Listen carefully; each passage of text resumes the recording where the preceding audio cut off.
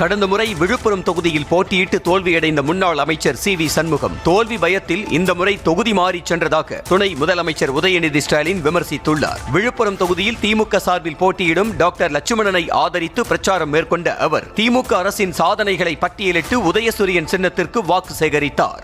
இந்த தொகுதியில 2 முறை தொடர்ந்து வெற்றி பெற்றவர். இப்போ இந்த முறை ஹாட்ரிக் அடிக்கணும். ஹாட்ரிக் அடிச்சிருங்களா? சரி, எதிரிகளே மறன்ற அளவுக்கு, அதாவது போன முறை அதிமுக முன்னாள் அமைச்சர் சி வி சண்முகத்தை கடந்த முறை தோற்கடிச்சீங்க. இந்த முறை இவருக்கு பயந்துட்டு அவர் தொகுதியை மாத்திட்டு போயிட்டாரு. அந்த அளவுக்கு எதிரிகளை மரண விடுறவர் தான் திரு லட்சுமணன் அவர்கள். இந்த தேர்தலோட ஆரம்பத்திலேயே வெற்றியை உறுதி செய்தவர் திரு லட்சுமணன் அவர்கள். நன்றாக படித்தவர், மருத்துவர், எளிமையானவர். ஆனா அரசியல் வந்துட்டா நல்ல ஃபீல்டு ஒர்க்கர், களத்துல இறங்கி மக்களோடு இருக்கக்கூடிய ஒரு கள போராளி.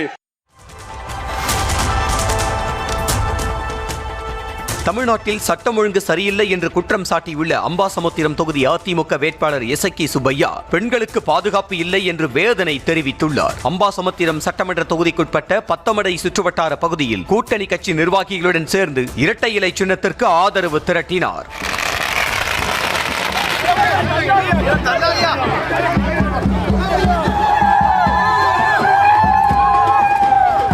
பணமே அரசியல் 5 ரூபா சம்பாதிக்க கூடாது, அதான் என்னுடைய பாலிசி.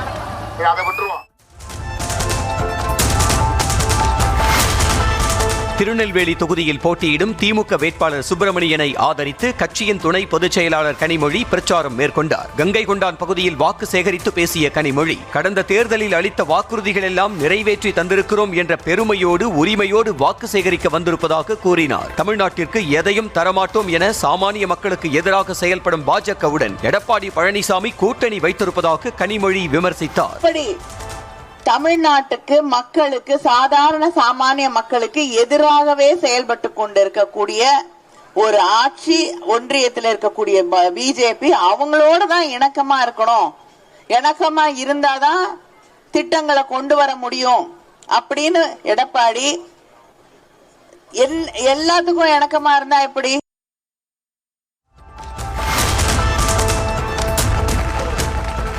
நெல்லை மாவட்டம் ராதாபுரம் தொகுதி திமுக வேட்பாளர் அப்பாவு 6வது நாளாக தீவிர தேர்தல் பிரச்சாரத்தில் ஈடுபட்டார். சவுந்தரபாண்டிபுரம், கள்ளிக்குளம் உள்ளிட்ட பகுதிகளில் திறந்தவெளி வாகனத்தில் வீதி வீதியாக சென்று அவர் வாக்கு சேகரித்தார். அவருக்கு செண்டை மேளம் முழங்க மக்கள் உற்சாக வரவேற்பு அளித்த நிலையில் தமக்கு அணிவிக்கப்பட்ட பொன்னாடைகளை மக்களுக்கே திருப்பி அணிவித்து அப்பாவு நிகழ்ச்சியை ஏற்படுத்தினார்.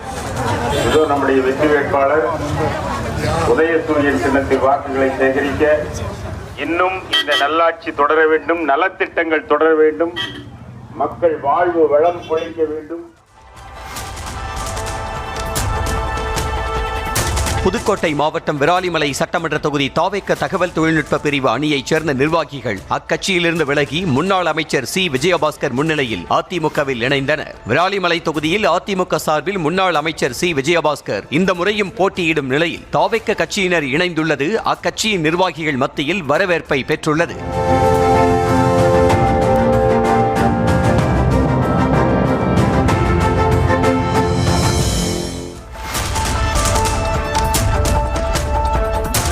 சேலம் மாவட்டம் ஆத்தூர் தொகுதி காங்கிரஸ் வேட்பாளர் அர்த்தனாரி தொகுதிக்கு உட்பட்ட பகுதியில் கூட்டணி கட்சி நிர்வாகிகளுடன் சேர்ந்து கை சின்னத்திற்கு வாக்கு சேகரித்தார். அர்த்தனாரிக்கு ஆதரவாக காங்கிரஸ் முன்னாள் மத்திய அமைச்சர் தங்கபாலு பிரச்சாரம் மேற்கொண்ட நிலையில் திமுக அரசின் சாதனைகளை பட்டியலிட்டு ஆதரவு திரட்டினார். மேலும் மகளிர் உரிமை தொகை 2000 ரூபாயாக உயர்த்தி வழங்கப்படும், 8000 ரூபாய் கூப்பன் வழங்கப்படும் உள்ளிட்ட திமுகவின் வாக்குறுதிகளை எடுத்து கூறினார்.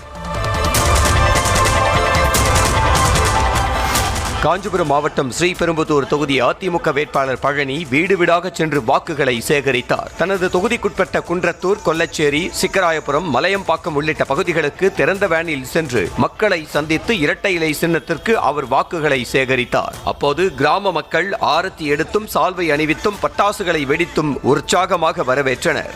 உங்களுடைய பொன்னான வாக்குகளை இரட்டை இலை சின்னத்திலே முத்திரையிட்டு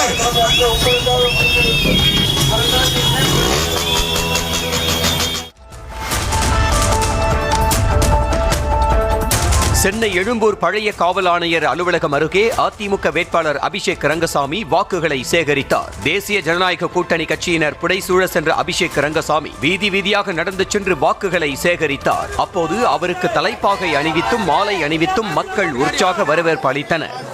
ஐயா கையில ஓட்டப்பா, அம்மா கையில ஓட்டப்பா, ஓடுங்கம்மா ஓட்டு.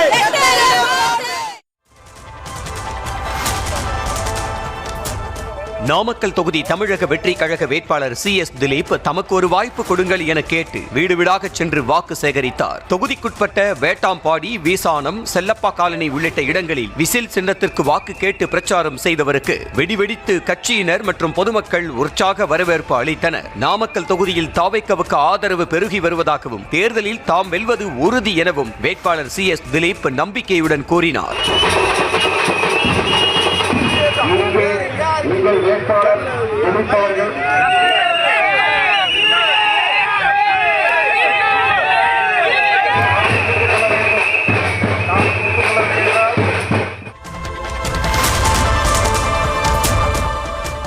சென்னை எழும்பூர் தொகுதி திமுக வேட்பாளர் தமிழன் பிரசன்னா தொகுதி முழுவதும் தீவிர வாக்கு சேகரிப்பில் ஈடுபட்டு வருகிறார். திருவேங்கடம் தெரு, துளசி சிங்கம் தெரு உள்ளிட்ட பகுதிகளில் வாகனத்திலும் நடந்தும் சென்று வாக்கு சேகரித்த தமிழன் பிரசன்னாவுக்கு கட்சி தொண்டர்களும் பொதுமக்களும் உற்சாக வரவேற்பு அளித்தனர். பிரச்சாரத்திற்கு இடையே செய்தியாளர்களிடம் பேசிய அவர், சிறுபான்மையின மக்களின் பாதுகாவலனாக உள்ள திமுக தான் இஸ்லாமிய மக்களின் தாய்மடி என கூறினார். இது எங்களுடைய தாய்மடி.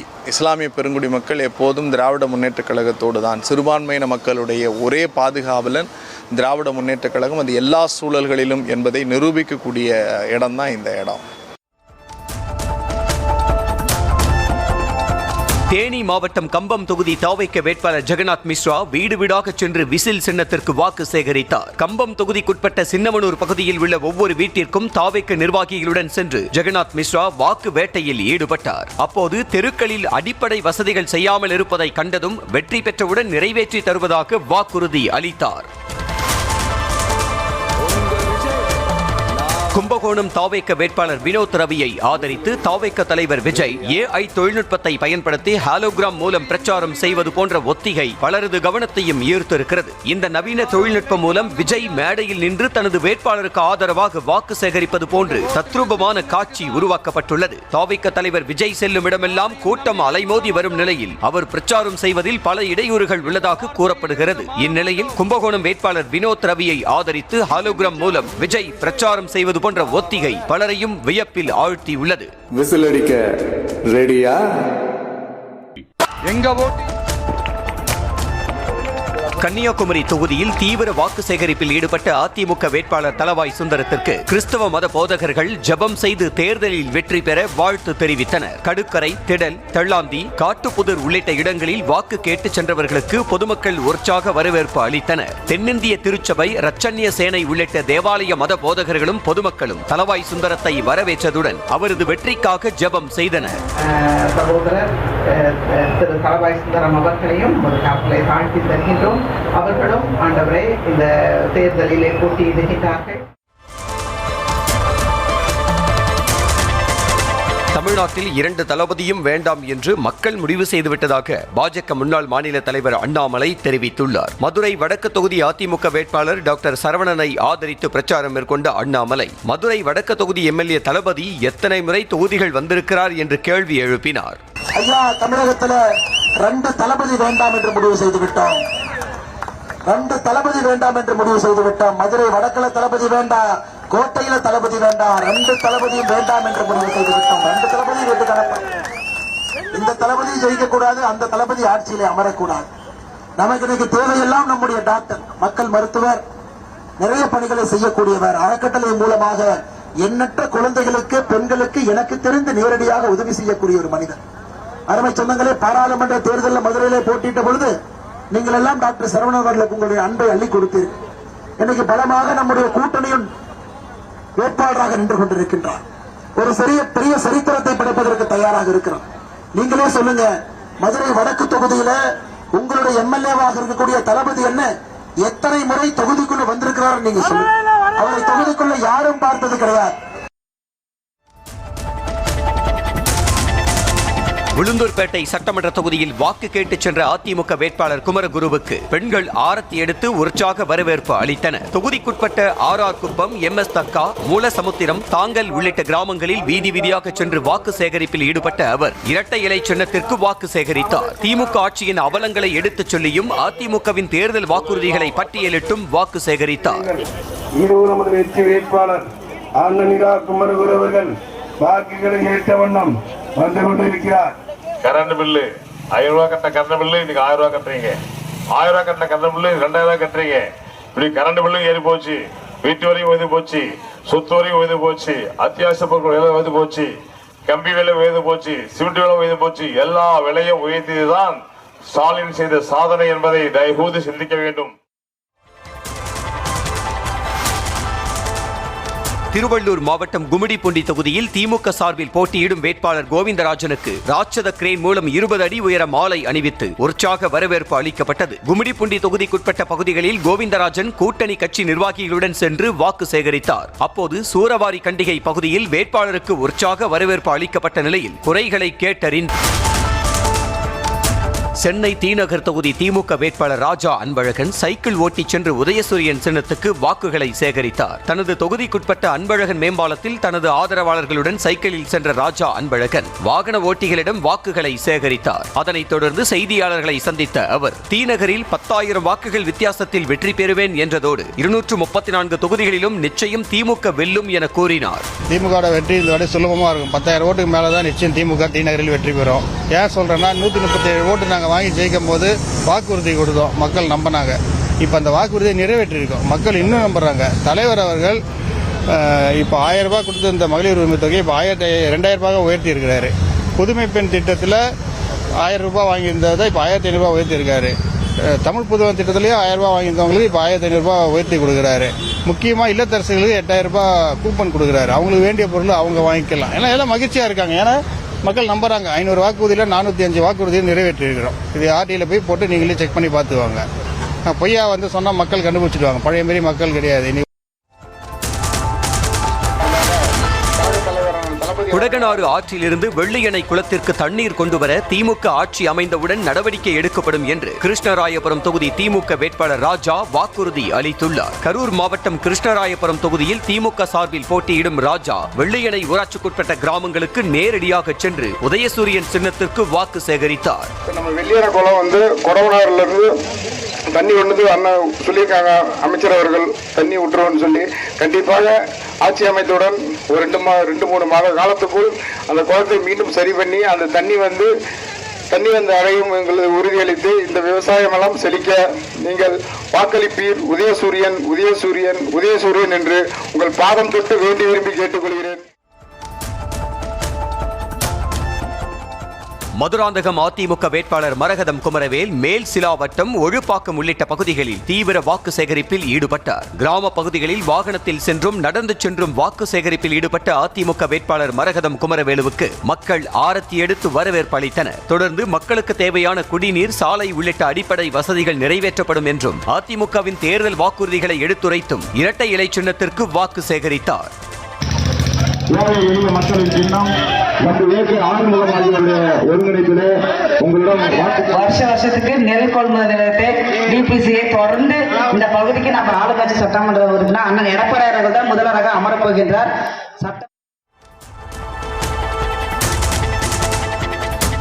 அதிமுக ஆட்சி அமைந்ததும் பொள்ளாச்சி மாநகராட்சியாக தரம் உயர்த்தப்படும் என அதிமுக வேட்பாளர் ஜெயராமன் வாக்குறுதி அளித்துள்ளார். பொள்ளாச்சி தொகுதியில் அதிமுக வேட்பாளர் ஜெயராமன் பாஜக மற்றும் தமாக உள்ளிட்ட கூட்டணி கட்சியினருடன் இணைந்து வீடு வீடாக சென்று இரட்டை இலை சின்னத்திற்கு வாக்கு சேகரித்தார். அப்போது பேசிய அவர் திமுக ஆட்சியில் வீட்டு வரி, சொத்து வரி, தொழில் வரி என அனைத்தும் மாநகராட்சிகளை விட பல மடங்கு உயர்த்தப்பட்டுள்ளதாக குற்றம் சாட்டினார்.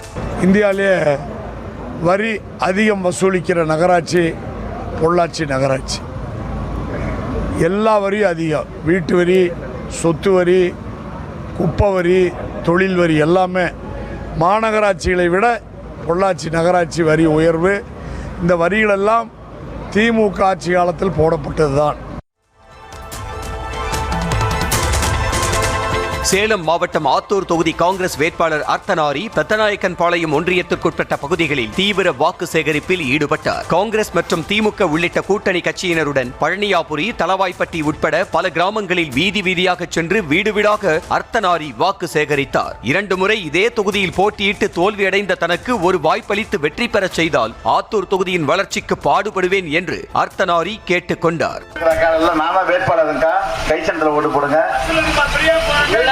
இன்னைக்கு நம்முடைய இலவச பேருந்து, இன்னைக்கு மகளிருக்கெல்லாம் இலவச பேருந்து கொடுத்த சின்னம் கை சின்னம், தளபதியாருடைய சின்னம் கை சின்னம், மறந்துடாதீங்க கை சின்னம். 8000 ரூபாய்க்கான கூப்பன் இருக்கு. நம்ம இல்லத்துக்கு என்ன வேணாலும் வாங்கிக்கலாம். என்ன வேணாம்னா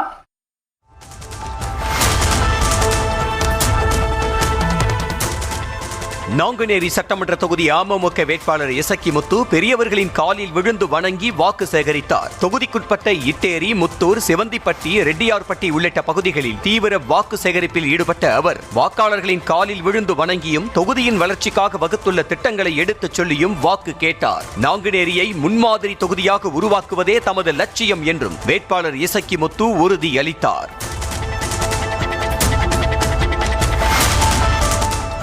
தருமபுரி மாவட்டம் பாப்பிரெட்டிப்பட்டி தொகுதியில் போட்டியிடும் திமுக வேட்பாளர் பழனியப்பனுக்கு பெண்கள் ஆரத்தி எடுத்து உற்சாக வரவேற்பு அளித்தனர். மகளிர் உரிமை தொகை உயர்வு உள்ளிட்ட வாக்குறுதிகளை முன்வைத்து பாப்பிரெட்டிப்பட்டியில் பிரச்சாரம் மேற்கொண்ட அவர் உதயசூரியன் சின்னத்திற்கு வாக்களிக்குமாறு கேட்டுக் கொண்டார்.